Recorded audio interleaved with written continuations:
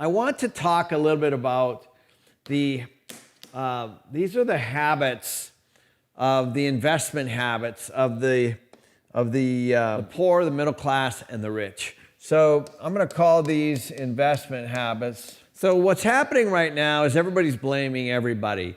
People want to blame the government, they want to blame Trump, they want to blame the Republicans, they want to blame the Democrats, and as long as you guys are going to continue to do that, you will not move forward. That's a fact.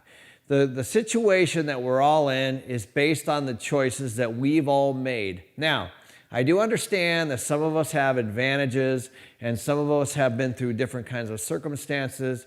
And some of us just are working really, really hard to get what we have, and maybe we're working really hard and we're not getting what we have. And I just want to walk through these. These are talked about in the cash flow games, they're talked about in Rich Dad, Poor Dad, and they're talked in a number of books.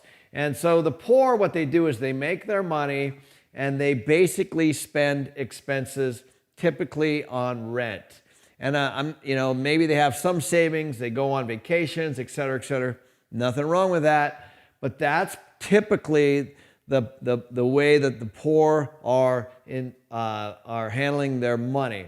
Now the middle class, what they typically do is they do the same stuff on the expense side. They buy liabilities like cars and boats and things like that over here, and then they turn their money over to a wealth manager.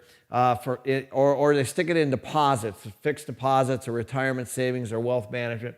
And that's kind of where the middle class is. And by the way, my definition of middle class, that could be somebody that has millions of dollars, okay? I'm talking about rich.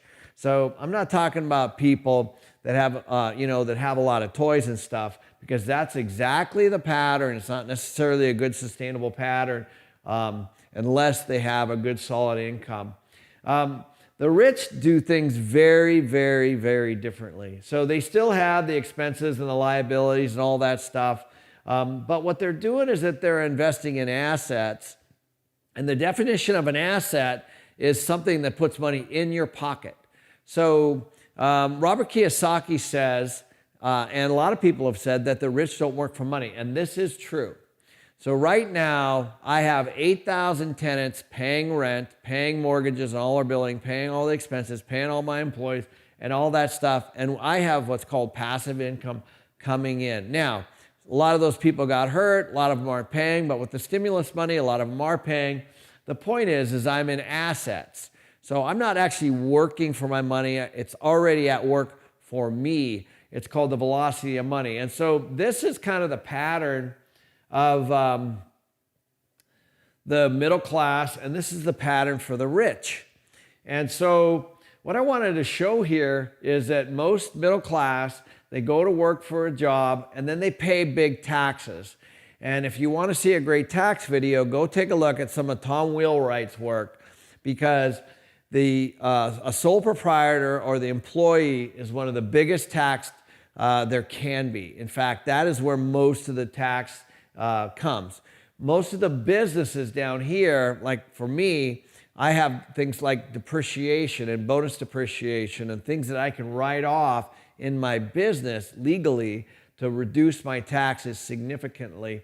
And typically the middle class they're getting loans for things and they're paying those loans, and the money's not coming back. So the difference between the rich and the middle class on the loan side is right here in this arrow.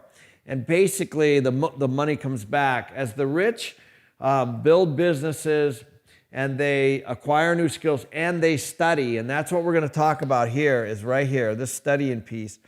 And then they invest in assets that come back, like apartment buildings or office buildings or retail or whatever it is. Now, this is complicated. This is hard to do.